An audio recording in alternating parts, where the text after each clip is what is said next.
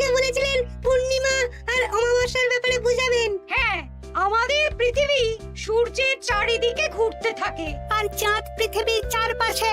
চাঁদ পৃথিবীর চারিদিকে একটা কক্ষে আবর্তন করছে।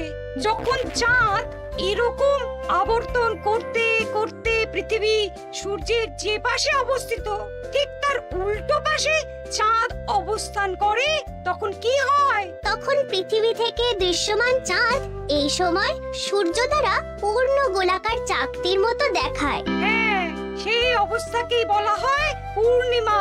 আর অমাবস্যা কি? আর যখন চাঁদ আবর্তন করতে করতে পৃথিবী ও সূর্যের মাঝখানে এসে পড়ে, তখন চাঁদের অন্ধকার দিকটা আমাদের চোখে পড়ে, তখনই অমাবস্যা ঘটে। পণ্ডিত মশাই, এবার আমাদের বুঝিয়ে বলুন তো চন্দ্রগ্রহণ কাকে বলে? এটা পরের দিন বোঝাবো, আজ তোদের ছুটি, আমাকেও রাজসভায় যেতে হবে। ঠিক আছে, সে না হয় যান, কিন্তু একটা সহজ প্রশ্ন জিজ্ঞেস করব, কিছু মনে করবেন না তো? কি প্রশ্ন? আমাদের পাঠশালা থেকে চাঁদ বেশি কাছে না রাজসভা? রাজসভা? ভুল পণ্ডিত মশাই, চাঁদ বেশি কাছে। কারণ পাঠশালা থেকে রাতের বেলা খালি চোখে চাঁদ দেখা যায়, কিন্তু রাজসভা রাতের বেলা তো দূর, দিনের বেলাও দেখা যায় না। এই তবে রে, কালকে আয়, মজা দেখাবো, উল্টো পাল্টা যুক্তি দেওয়া।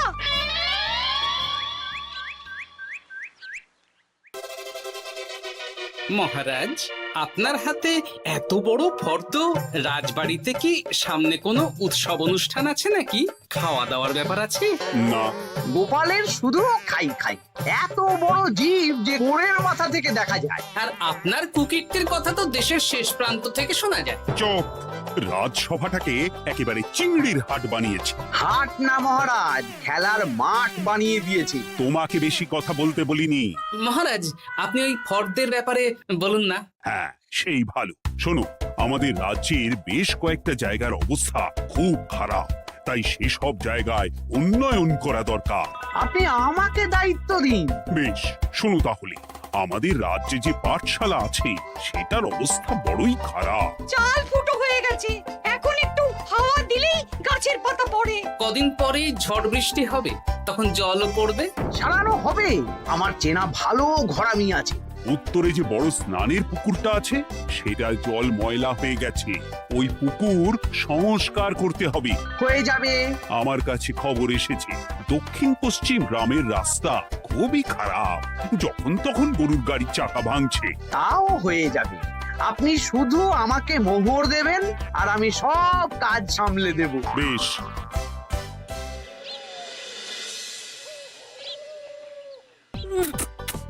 দাদু, আমটা তো দারুণ খেতে গো। আমাদের গাছের আম। সত্যি দাদু, আমরা মানুষ হয়ে পৃথিবীতে জন্ম নিয়েছি বলেই এত ভালো ভালো খাবার খেতে পারছি। চাঁদে জন্মলে যে কি হতো? চাঁদে কেউ জন্মায় না। কেন? ওই যে চরকা বুড়ি। চাঁদে অনেক পাহাড় পর্বত খানাখন্দ আছে, সেগুলোই এখান থেকে আমরা দেখে কল্পনা করে নিয়েছি চাঁদের বুড়ি। জানো দাদু, আজকে পণ্ডিত মশাই আমাদের চাঁদের ব্যাপারে বলছিলেন। কত কিছু জানলাম। অমাবস্যা, পূর্ণিমা। আচ্ছা দাদু, চন্দ্রগ্রহণ কি? চন্দ্রগ্রহণ? শোন, যখন পৃথিবী চাঁদ এবং সূর্যের মাঝে এসে পড়ে, যার ফলে পৃথিবীর ছায়া চাঁদের উপর পড়ে এবং চাঁদকে কিছু সময়ের জন্য দেখা যায় না বা আবছা দেখায়, এই ব্যাপারটাকেই চন্দ্রগ্রহণ বলে। আচ্ছা আচ্ছা, বুঝেছি। আমাদের তো মনে হয় আগামীকাল পাঠশালা সারানোর কাজ হবে। দেখি, আমাকে একটু চোখ কান খোলা রাখতে হবে।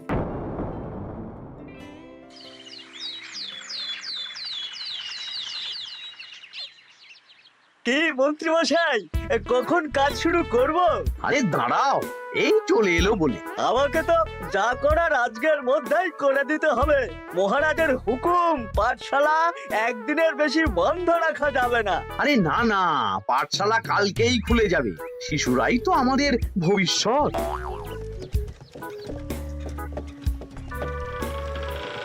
ওই যে, এই আরে এতক্ষণে তোদের আসার সময় হলো? আরে মন্ত্রীমশাই আর বলবেন না, ভালো টালি বেছে বেছে আনতে দেরি হয়ে গেল। ভালো টালি এনেছিস মানে?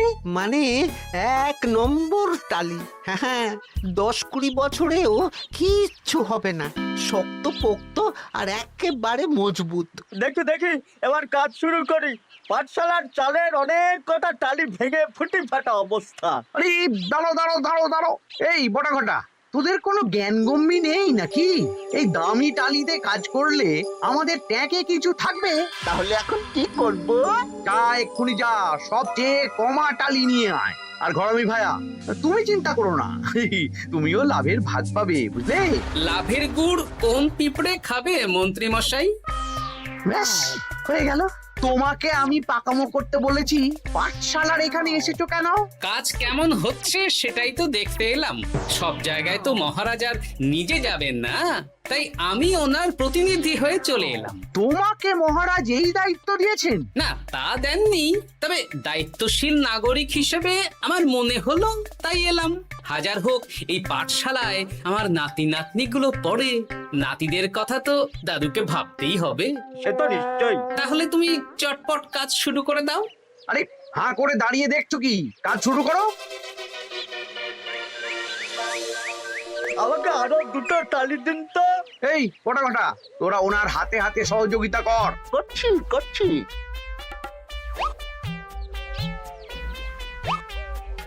ঠিক আছে, আমি তাহলে চলি।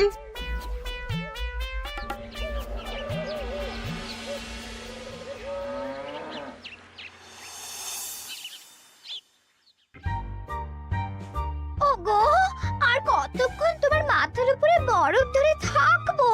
যতক্ষণ না আমার মাথাটা ঠান্ডা হয়। আমার হাতে এবার ব্যথা করছে তো, এতক্ষণ ধরে বরফ ধরে আছে। তাহলে কি আর করবে, ছেড়ে দাও। দেখি একটা জব্বর পরিকল্পনা করতে হবে। কি পরিকল্পনা গো? এই যে গোপাল যাতে আমার সব কাজে নজরদারি না করতে পারে, সেটারই ব্যবস্থা করতে হবে। আচ্ছা তাই করো।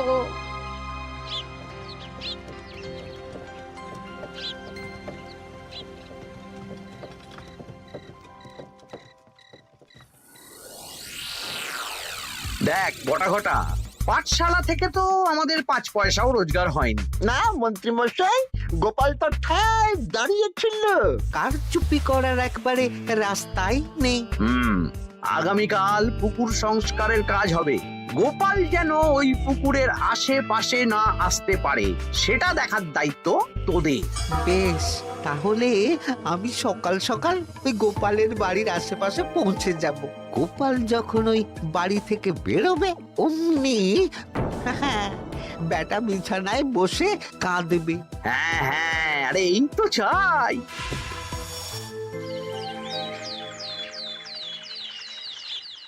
ওটা সংস্কারের দায়িত্ব তো মন্ত্রী মশাইকে দিয়েছেন মহারাজ। তুমি আগ বাড়িয়ে যাচ্ছ কেন? আমি না গেলেই আবার 2 নম্বরে শুরু করে দেবে। মহারাজ তো আর পাড়া ঘুরে দেখতে যাবেন না কোথায় কি হচ্ছে না হচ্ছে। তাও ঠিক, যাও তাহলে।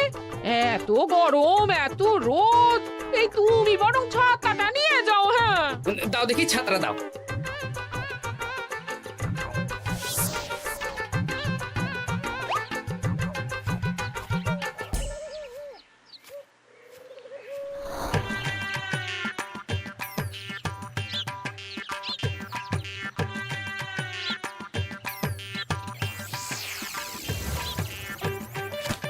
এই কে রে? কে যেন আমার ছাতার উপরে একটা ঢিল মারলো? আকাশ থেকে শিলাবৃষ্টি শুনেছি। ওই দেখ গাছের উপরে। এ তো ঘটা কাকা। এই ঘটা না, না না গোপাল দাদা না। তবে রে দাঁড়া, গাছের নিচে অনেক পাখিতে খাওয়া আম পড়ে আছে। বাচ্চাগণ, এগুলো তোলো আর আক্রমণ। ওরে বাবা রে, ওরে বাবা রে। তোরা এক কাজ কর, ঘটা নামলে ওকে এখানেই গাছের সাথে বেঁধে রাখ। দরকার হলে বড়দেরকেও ডেকে নে। আচ্ছা দাদু।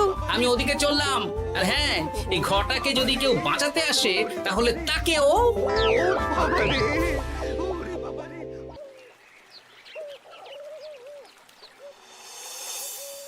মন্ত্রীমশাই একদম নিম্নমানের চুন আর ফিটকিরি নিয়ে আসবো তো। হ্যাঁ, একটু পরেই দোকান খুলবে।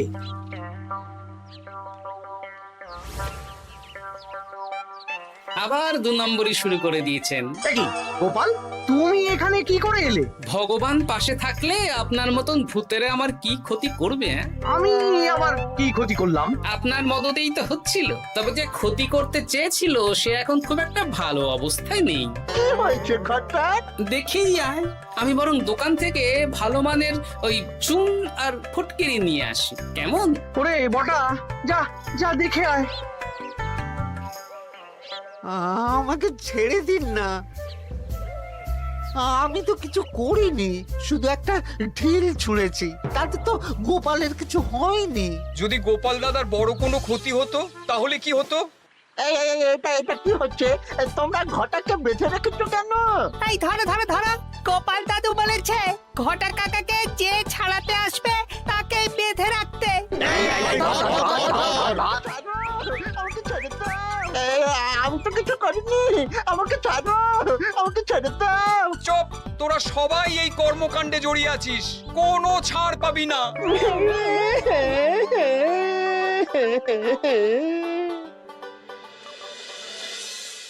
মন্ত্রীমশাই, একদম ভালো মানের চুন আর ফটকিরি নিয়ে এসেছি, এবার কাজ শুরু করতে বলুন। তুমি কিন্তু কাজটা ভালো করলে না। ভালো মন্দ জানি না মন্ত্রীমশাই, এই চুন ফটকিরি ধারে কিনে এনেছি, আপনি দোকানের ধারটা মিটিয়ে দিয়ে আসবেন, কেমন? 10 মোহর 15 আনা হয়েছে। বটা ঘটা কোথায়? ওকে গ্রামের লোকেরা বেঁধে রেখেছে, আপনি যান, আপনাকেও বেঁধে রাখবে। ঠিক আছে, তোমাকে আমি দেখে নেব। এই, তোমরা সবাই তো চলে এসেছো, এবার কাজ শুরু করো। কাজে যেন কোনো ফাঁকিবাজি না দেখতে পাই। হ্যাঁ,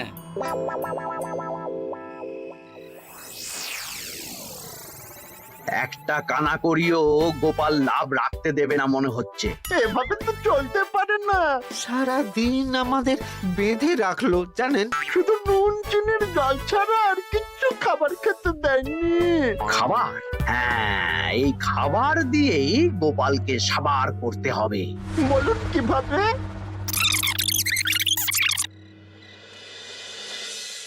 শুরু করুন।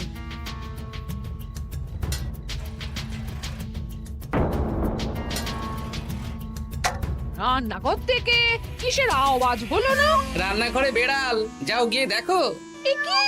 এই বিড়ালটাকে তো আমাদের বাড়িতে এর আগে কখনো দেখিনি। সত্যি তো, একদম সাদা বেড়াল। ও ভাতের হাড়ির ঢাকনাটা উল্টেছে। হ্যাঁ হ্যাঁ, কোনো খাবারে মুখ দিতে পারেনি, বুঝলে? দাও দাও দাও, খেতে দাও, খেতে দাও, গিন্নি খেতে দাও। হ্যাঁ হ্যাঁ, দিচ্ছি।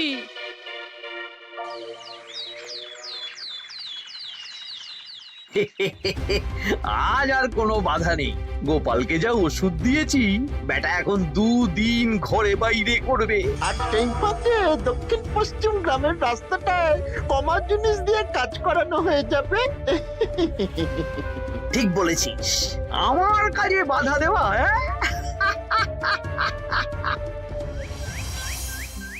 ও গিন্নি, গিন্নি গো, কাল রাত থেকে তো 10-12 বার হয়ে গেল। তুমি তো 10-12 বার, আমি তো 15 বার গেছি।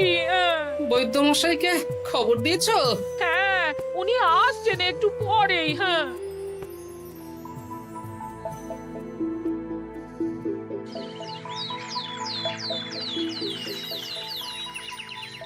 কি গোপাল, তোমার শরীর এখন কেমন আছে? এখন ভালো আছি মহারাজ। গোপালের খাবার খেয়ে কিছু হয়েছিল। যত সব উল্টো পাল্টা খাবার খেলে হবে না। বাজে কথা বলবেন না, আমি বাড়ির খাবারই খাই। যাই হোক, সেসব বাদ দাও। মন্ত্রী, তোমাকে যা দায়িত্ব দিয়েছিলাম সব হয়ে গেছে তো? হ্যাঁ মহারাজ, পাঠশালা, পুকুর, দক্ষিণ পশ্চিমের রাস্তা সব কাজ হয়ে গেছে। রাস্তার কাজ করে গুছিয়ে লাভ করেছি। তা কাজ কেমন হয়েছে? রাস্তার ব্যাপার জানি না, তবে পুকুর আর পাঠশালার কাজের সময় আমি পাশে ছিলাম। গোপাল, তুমি নিজে থেকে এত দায়িত্ব নিয়ে কাজ করেছো জেনে আমি খুব খুশি হয়েছি। এবার তোমাকে আমি একটা কাজ দেব। কি কাজ কাজ? আগামী মাসে রানীর জন্মদিন, তাই তোমার দায়িত্ব খাম্বাজ রাজ, বর্ধমান রাজ, নবাব বাহাদুর সবাইকে নিমন্ত্রণ করে আসা। বেশ, আপনি আমার হাতে পত্র দিয়ে দেবেন, আমি আগামীকালই তল্পি তল্পা নিয়ে নিমন্ত্রণ করতে চলে যাব। আচ্ছা আচ্ছা আচ্ছা।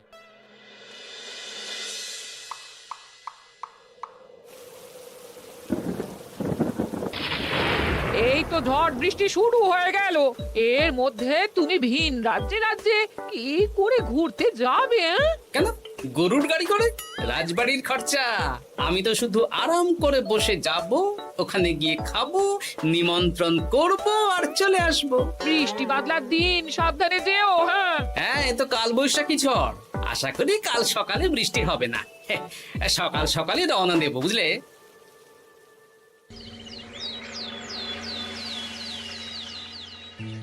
যাও গোপাল, সাবধানে যাও। পরশু দিনের মধ্যেই চলে আসবো মহারাজ, চিন্তা করবেন না। চলো চলো গাড়োয়ান, চলো। এই এই আচ্ছা গোপাল দাদা, প্রথমে কোথায় যাবেন বলুন তো? প্রথমে ওই খাম্বাজ রাজ্যে চলো। ও, তাহলে তো দক্ষিণ পশ্চিমে রাস্তাটা ধরতে হবে। হ্যাঁ, ওটা তো একদম নতুন রাস্তা, কোনো অসুবিধে হবে না। ওরে বাবারে, গাড়ি কি কাঁপছে গো, পড়ে যাবো তো। এই ওরে বাবারে, তা গেল রে। ওটো ওটো গোপাল দাদা। উফ, বাপরে বাপ, কি জোর লেগেছে কোমরে। একদিনের বৃষ্টিতেই রাস্তার যা হাল, এটা রাস্তা সারিয়েছে না নষ্ট করেছে সেটাই তো বুঝতে পারছি না।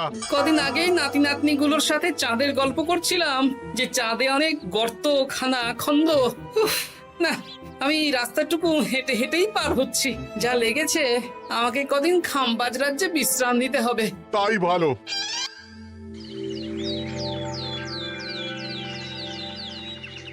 এ কি, দুদিন হয়ে গেল গোপাল এখনো এলো না। দেখুন গোপাল যা পেটু। মন্ত্রী মশাই, আপনার সব সময় কি গোপালের বিরুদ্ধেই বলতে হবে? তুমি গোপালের হয়ে বেশি বলতে এসো না। শুনেছি আপনি নাকি ওই পাঠশালা পুকুর সংস্কারে কমা জিনিস ব্যবহার করতে গিয়েছিলেন, আর গোপাল ধরে ফেলেছে, তাই আপনার রাগ। বাজে কথা বলো না, ওসব শোনা কথায় কান না দেওয়াই উচিত।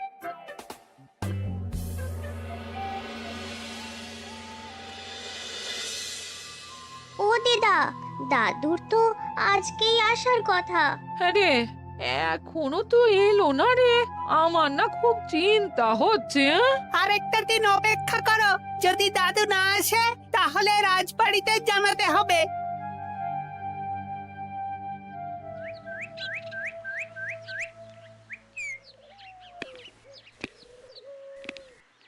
মহারাজ, এসে গেছি। এ কি গোপাল, এত দেরি হলো কেন? পুরো একদিন দেরি। এই একটু চাঁদ থেকে ঘুরে এলাম।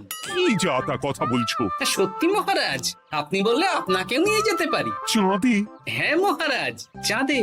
আপনার নামে চাঁদ আছে, কিন্তু কোনোদিন চাঁদে যাওয়ার সৌভাগ্য হয়নি। তুমি মস্করা করছো না তো? না না মহারাজ, সত্যি বলছি, যেতে হলে আজকেই যেতে হবে। আচ্ছা, তাহলে রানীকেও নিয়ে যাব। হ্যাঁ চলুন, আর মন্ত্রী মশাইকেও নিয়ে চলুন। বেশ, তুমি তাহলে মন্ত্রীকে ডেকে আনো, আমি আজকেই যাব। এক্ষুনি যাচ্ছি।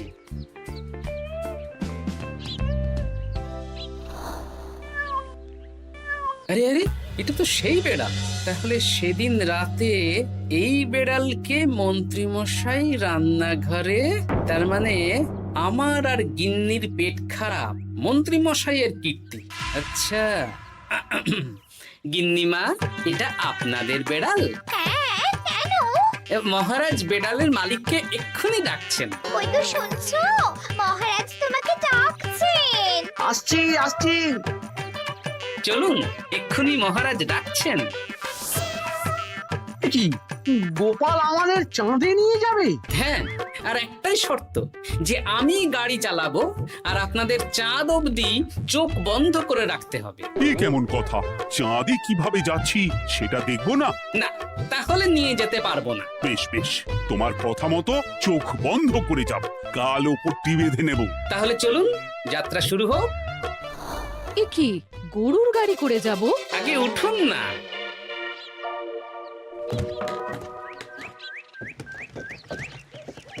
আর কতক্ষণ স্থলপথে? এই তো আর একটুখানি, তারপরেই চাঁদে। এই হুর হুর হুর হুর, হাট, হাট, হাট, হাট।